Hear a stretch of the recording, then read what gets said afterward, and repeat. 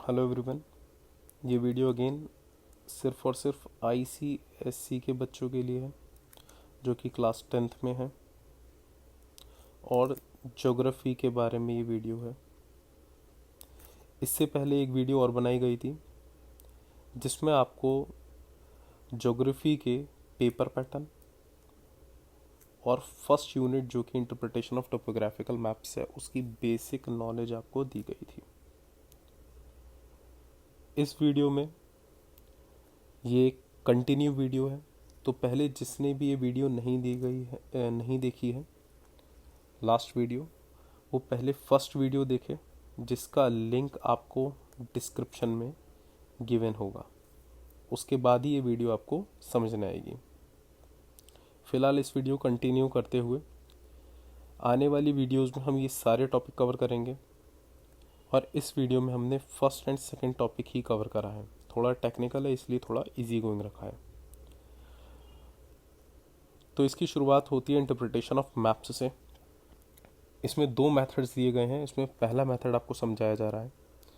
Britishers ने with the help of survey of India के through Indian सब continent का मैप एक बनाया, जिसमें इंडियन सब कॉन्टिनेंट मतलब हो गया इंडिया, पाकिस्तान, सिलोन। सिलोन का मतलब होता है Sri Lanka, Nepal, Bhutan, Burma and part of Iran, Afghanistan, Tibet and China. इन सब को लिया और उनके मैपिंग करी इन्होंने किस हिसाब से 1:16 माइल्स के हिसाब से और इसके अलावा 1:1 माइल के हिसाब से। देखिए, जिन्होंने लास्ट वीडियो देखी होगी उन्हें पता होगा कि स्केल हमारे 3 तरीके के होते हैं: by statement, representative fraction and linear scale.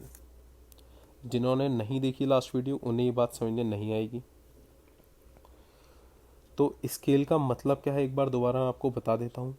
Scale का मतलब ये होता है कि इसमें 1:16 माइल्स लिखा हुआ है। इसका मतलब 1 इंच जो होगा, जो आप मैप पे ड्रॉ करेंगे, वो लगभग बराबर होगा 16 माइल ऑन ग्राउंड के बराबर। थोड़ा इसको सिंप्लीफाइड कर देते हैं क्योंकि आप इंच और माइल में थोड़ा कंफ्यूज हो जाएंगे। इसको सेंटीमीटर और किलोमीटर में कन्वर्ट करते हैं। देखिए, 1:16 माइल्स का मतलब हो गया, 1 इंच को अगर आप कन्वर्ट करेंगे सेंटीमीटर में तो आएगा 2.54 सेंटीमीटर। ऐसी 16 माइल को कन्वर्ट करके 25.74 किलोमीटर आएगा। इसको हम यूनिटरी बेसिस पे यानी कि 1 के हिसाब से देखा जाए तो 1 सेंटीमीटर इसी चीज़ के आधार पर इतना बना, 1 सेंटीमीटर इक्वल्स टू 10 किलोमीटर। यानी कि 1 सेंटीमीटर बराबर होगा 10 किलोमीटर के ऑन ग्राउंड। ये होगा मैप पर 1 सेंटीमीटर और 10 किलोमीटर के बराबर होगा ये ऑन ग्राउंड पे। यानी कि अगर आप एक मैप लेकर बैठे हैं और उस मैप पर अगर आप कुछ ड्रॉ कर रहे हैं तो आपने 1 सेंटीमीटर की अगर आप लाइन ड्रॉ करते हैं तो वो ग्राउंड पे 10 किलोमीटर के बराबर मानी जाएगी। इसको फर्दर अगर थोड़ा सा और हम आगे बढ़ के लेके चलें तो 1 सेंटीमीटर को 10 किलोमीटर को भी सेंटीमीटर में अगर कन्वर्ट कर दें तो उसको कन्वर्जन करते time 1 centimetre to 1 million centimetre यानी कि 10 लाख सेंटीमीटर के बराबर होगा। इसी वजह से इसको मिलियन मैप कहा जाता है, क्योंकि 1 सेंटीमीटर का कंपैरिजन है वो 1 मिलियन से हो रहा है, तो इस वजह से इसका नाम मिलियन मैप भी पड़ा।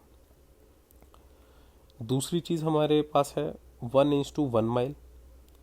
अगेन हमने 1 इंच को और 1 माइल को फिर से कन्वर्ट करा। ये फिर से आया 2.54 सेंटीमीटर और 1 माइल आ गया अपना 1.609 किलोमीटर अप्रॉक्सीमेटली। फिर से हमने यूनिटरी बेसिस पे 1 सेंटीमीटर के हिसाब से इसको कन्वर्जन करना चाहा। जब कन्वर्जन हमने करा तो आया हमारा 1 सेंटीमीटर टू 0.5 किलोमीटर, यानी कि 1 सेंटीमीटर बराबर माना जाएगा 0.5 किलोमीटर के या फिर 500 मीटर के। इसका दूसरा मतलब ये भी हुआ कि 2 सेंटीमीटर इक्वल्स टू 1 किलोमीटर। इसको ज़रूर याद रखना क्योंकि बहुत ज़्यादा इंपॉर्टेंट है। आपके सिलेबस में यही स्किल यूज़ करा गया है।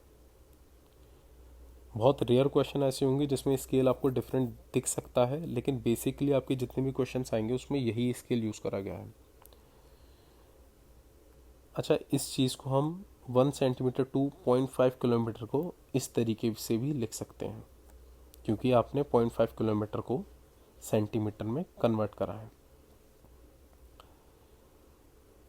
सेकेंड पॉइंट हमारा है the whole of India and adjacent countries, यानी आसपास की कंट्रीज, पड़ोसी countries, are bound by latitude 0 degree north to 40 degree north and longitude 60 degree east to 100 degree east. अब ये लॉन्जिट्यूड एंड लैटिट्यूड्स क्या हैं, पहले आप ये देख लीजिए।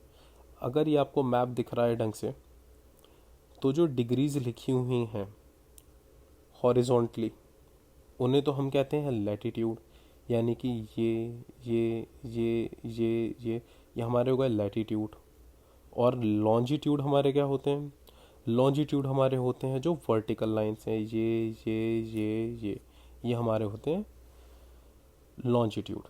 तो इंडिया की जो बात करी गई है, इंडियन एडजेसेंट कंट्रीज की बात करी गई है, ज़ीरो यानी कि ये 0 से लेके 40 डिग्री नॉर्थ और 60 डिग्री ईस्ट से लेके 100 डिग्री ईस्ट।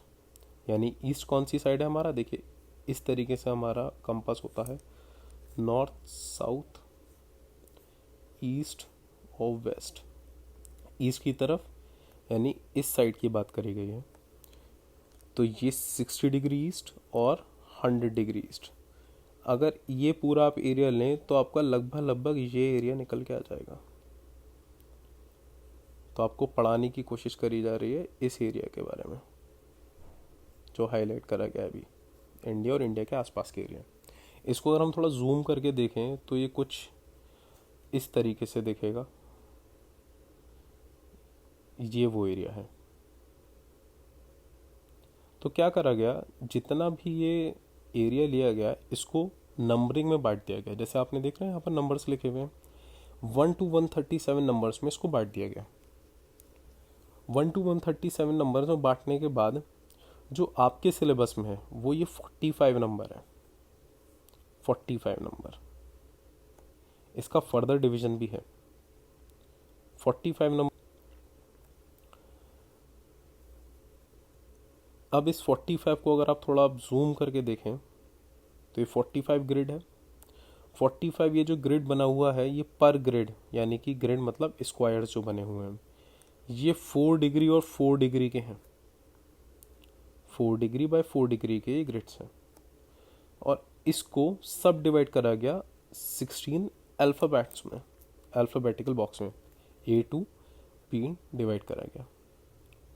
अगेन जो आपके सिलेबस में है वो है D। ये जो 16 बॉक्सेस बने, 16 स्क्वायर्स बने, वो 1 डिग्री बाय 1 डिग्री के बने। और 16 को कुछ इस तरीके से लिया गया, देखिए डी है और 16 नंबरिंग उसे दे दी गई 1 to 16। अगेन जो मेन मटेरियल है आपका वो आपका ये पार्ट और ये पार्ट है, यानी कि 45D एंड 7, या फिर 45D10 आपको सिलेबस में पढ़ाया गया है। एक बार दोबारा समझ लीजिए, इंडिया और इंडियन की एडजेसेंट कंट्रीज इस लैटिट्यूड 0 से 40 डिग्री नॉर्थ की हैं और 60 degree east and 100 degree east के ली गई हैं। तो वो ये वाला पार्ट बना। इस वाले पार्ट को नंबरिंग में डिवाइड करा गया 1 से 137 तक। 1 से 137 तक डिवाइड करने के बाद जो इंडिया वाला एरिया था वो कुछ इस तरीके से दिख रहा था। आपके सिलेबस में 45 है, 45 को फर्दर डिवाइड करा गया, एक चीज़ ध्यान रखिएगा, जितने भी स्क्वायर्स बन के आए, यानी 45 नंबर का जो स्क्वायर है वो 4 डिग्री बाय 4 डिग्री के हिसाब से है, यानी कि एरिया दे रखा है। और इसको 16 पार्ट में डिवाइड करने के बाद अल्फ़ाबेटिकल डिवाइड करा गया, फिर उस अल्फ़ाबेट को फर्दर 16 पार्ट्स में डिवाइड करा गया। इस तरीके से आपको 45D7 एंड 45D10 मिले। तो मेथड वन आपका ये था कि इस तरीके से डिवीजन हुआ है। जो सेकंड मेथड है उसमें मेन आ जाता है आपका national grid reference. National grid reference क्या चीज़ है? National grid reference British rule से पोस्ट इंडिपेंडेंस तक यानी इंडिपेंडेंस के बाद तक चला है। इसमें स्केल यूज़ करा गया है 2 सेंटीमीटर से लेके 1 किलोमीटर वाला, 2 सेंटीमीटर टू 1 किलोमीटर वाला, जो कि आपको बताया था कि बहुत ज़्यादा इंपॉर्टेंट है। इसमें क्या करा गया नेशनल ग्रिड रेफरेंस में 100 बाय 100 किलोमीटर के स्क्वायर्स बनाएगा। जैसे उसमें बॉक्सेस बने थे 1 to 137, वैसे ही इसमें बनाए गए 100 किलोमीटर्स टू 100 किलोमीटर्स वाले, और उनको 2 अल्फ़ाबेट वाले नेम दे दिए गए। और उन 2 अल्फ़ाबेट वाले नेम को भी 10,000 छोटे छोटे स्क्वायर्स में 1 किलोमीटर बाय 1 किलोमीटर को में डिवाइड कर दिया गया। इसको थोड़ा सा अगर आप रिप्रेजेंटेशन देखेंगे फोटोग्राफिक तो इस तरीके से दिखेगी कि मान लीजिए ये जितने भी स्क्वायर्स हैं ये 100 बाय 100 किलोमीटर के हैं, यानी कि एक अगर आप ले लें VZ अगर आपने लिया है तो 100 किलोमीटर उसकी साइड्स हैं, 100 बाय 100 किलोमीटर। इसको फर्दर डिवाइड करा गया 10,000 बॉक्सेस में। 10,000 बॉक्सेस नहीं दिखा सकते इसलिए इस तरीके से रिप्रेजेंटेशन करा गया है। और रिप्रेजेंटेशन करने के बाद अगर आप सिंगल बॉक्स अगर इसको लें तो सिंगल बॉक्स का एरिया लगभग 1 किलोमीटर बाय 1 किलोमीटर का आएगा। इतनी चीज़ ध्यान रखिएगा, ये जितने भी बॉक्सेस बन रहे हैं वो लैटिट्यूड्स एंड लॉन्जिट्यूड्स के बन रहे हैं। ये लाइंस हैं वो लैटिट्यूड्स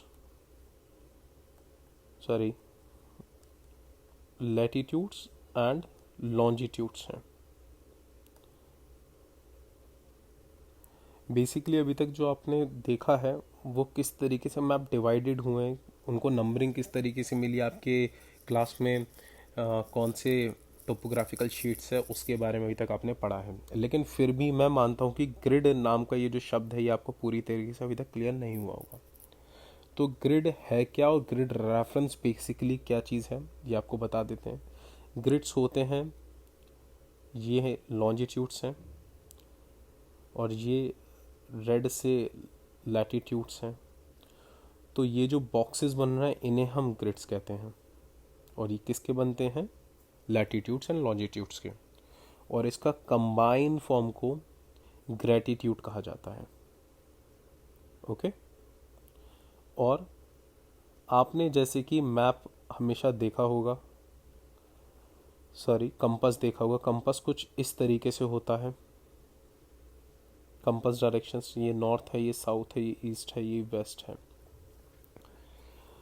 तो अगर हम मान लीजिए इस एरिया की अगर हम बात करें, इस बॉक्स की, ये जो बड़ा बॉक्स बन रहा है, तो ये नॉर्थ हो गया, ये साउथ हो गया, ये ईस्ट हो गया, ये वेस्ट हो गया। और साउथ वेस्ट कौन सा एरिया हुआ? ये हुआ नॉर्थ ईस्ट, ये कौन सा हुआ? साउथ ईस्ट हुआ। और ये कौन सा हुआ? North west.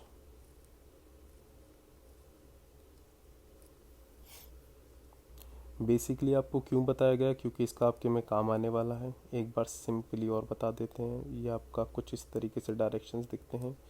ये नॉर्थ होता है, ये साउथ होता है, ये ईस्ट होता है, ये वेस्ट होता है, और ये आपका नॉर्थ ईस्ट होता है, ये साउथ वेस्ट होता है। ये लास्ट वीडियो में भी समझाया गया था। ये साउथ ईस्ट होता है, ये नॉर्थ वेस्ट होता है। इसमें साउथ वेस्ट का बहुत इंपॉर्टेंट रोल है, इस वजह से आपको बताया गया है। तो ग्रिड रेफरेंस बेसिकली हम जब पढ़ते हैं तो उसका जो ओरिजिन होता है, आपने कोऑर्डिनेट ज्योमेट्री में हमेशा पढ़ा होगा, मैथ्स में कोऑर्डिनेट ज्योमेट्री अगर आपने पढ़ी है तो जब भी आप ग्राफ्स बनाते हैं आप एक्स एक्सिस बनाते हैं, एक्स और एक्स डैश, वाई और वाई डैश बनाते हैं, और यहाँ पर ज़ीरो लिखते हैं ओरिजिन। वैसे ही अगर इसको दिया हुआ है ग्रिड रेफरेंस में, साउथ वेस्ट कॉर्नर को ओरिजिन मानते हैं। यानी कि अगर इसको हम थोड़ा सा ग्रिड बना लें, थोड़ा सा क्रिएट कर लें, तो ये जो पॉइंट है हमारा, ये ओरिजिन माना जाएगा इस बॉक्स के रेफरेंस में बात कर रहे हैं हम, इस बॉक्स के रेफरेंस में, ठीक है। और ग्रिड रेफरेंस में ईस्टिंग्स होती हैं, नॉर्थिंग्स होती हैं, और हमारा इसका जो फॉर्मेट है वो भी कुछ इस तरीके से कि इसमें बड़ा इंपॉर्टेंट रोल है। ईस्टिंग्स और नॉर्थिंग्स होती क्या है, ये आप नीचे डायग्राम में आपको समझ में आ जाएगा। देखिए, जो बॉक्सेस हमने लिए हैं, मान लीजिए ये एक स्क्वायर बॉक्स है, और स्क्वायर बॉक्स में इसमें ये जो लाइंस हैं जो ईस्ट की तरफ जाते जाते बढ़ रही हैं, देखिए 61 से 62 हो, 63 हो, 64 हो, यानी ईस्ट की तरफ जाते जाते बढ़ रही हैं, उसे कहते हैं ईस्टिंग्स। और जो लाइंस नॉर्थ की तरफ जाते जाते बढ़ रही हैं, यानी कि ऊपर की तरफ जाते जाते, देखिए 32, 33, 34, 35, ऊपर की तरफ जाते जाते बढ़ रही, उन्हें कहते हैं नॉर्थिंग्स। तो ये ईस्टिंग नॉर्थिंग्स होती हैं। अब मान लीजिए आपको एक इस तरीके से ईस्टिंग्स नॉर्थिंग्स का कॉम्बिनेशन दिया गया, इसको हम 11, 12, 13, 14 इसको रख देते हैं, 40, 41, 42, और आपसे कहा गया कि भाई ये एक डॉट है, इसका आप ग्रिड रेफरेंस बताइए। तो पहली चीज़, साउथ ईस्ट कॉर्नर आप देखिए कौन सा है, साउथ ईस्ट कॉर्नर ये हुआ आपका, ठीक है। इस बॉक्स का साउथ ईस्ट कॉर्नर ये हुआ। आपकी ईस्टिंग कौन सी है, ईस्टिंग होती है जो ईस्ट की तरफ जाते जाते बढ़ती है, यानी कि ये वाली लाइंस, यानी ईस्टिंग आपकी कौन सी लाइन हुई, ये इंटरेक्ट कौन सी कर रही है, यानी कि कर रही है 12। और नॉर्थिंग कौन सी है, ये देखिए 40, 41, 42, 40 इंटरसेक्ट हो रही है 12 के साथ इस ओरिजिन पे, तो 40 आपकी नॉर्थिंग हुई। तो अगर कोई भी आपसे पूछता है कि इस पॉइंट का ग्रिड रेफरेंस क्या है, 4 ग्रिड रेफरेंस क्या है, तो आंसर हुआ आपका 1240। ओके, यानी पहले आपने ईस्टिंग्स लिखी, फिर उसके बाद आपने नॉर्थिंग लिखी। याद रखिएगा कि ओरिजिन ऑफ इस साउथ वेस्ट कॉर्नर और इस ओरिजिन को ग्रिड जंक्शन भी कहते हैं, क्योंकि यहाँ पर लैटिट्यूड्स और लॉन्जिट्यूड्स इंटरसेक्ट कर रहे हैं, तो इसे ग्रिड जंक्शन भी कहा जाता है। और ये आपको साउथ वेस्ट वाला जो ग्रिड जंक्शन है उसको लेना पड़ता है, और किसी भी डॉट की आपको 4 ग्रिड स्क्वायर पता करना है। एक दोबारा एक एग्जाम्पल देखते हैं। मान लीजिए ये एक मैप है और आपको निकालना है इस पॉइंट की 4 ग्रिड स्क्वायर, तो 61, 62, 63, 64 ये आपको बढ़ता हुआ लग रहा है, तो यानी कि ईस्टिंग है। पहली बात तो इसका आप देखिए साउथ वेस्ट ओरिजिन कौन सा है, साउथ वेस्ट ओरिजिन आपका है ये।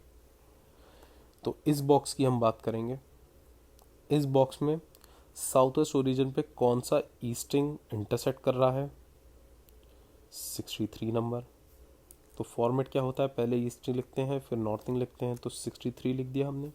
अब नॉर्थिंग कौन सा इंटरसेक्ट कर रहा है, देखिए 32 कर रहा है, नहीं कर रहा है, 33 भी नहीं कर रहा है, 34 यहाँ पर इंटरसेक्ट कर रहा है, तो 34 हमारा नॉर्थिंग हो गया। तो हमारा 4 ग्रिड स्क्वायर, आपका 4 ग्रिड रेफरेंस इस पॉइंट का क्या हुआ, 63, 64। इसी तरीके से हमारा एक 6 ग्रिड रेफरेंस भी होता है। 6 ग्रिड रेफरेंस में कुछ नहीं, सेम यही चीज़ है, बस जो बॉक्स में आपसे पूछा जाता है, मान लीजिए ये पॉइंट पूछा जाता है, उसको और ज़्यादा डिटेल में ले जाते हैं।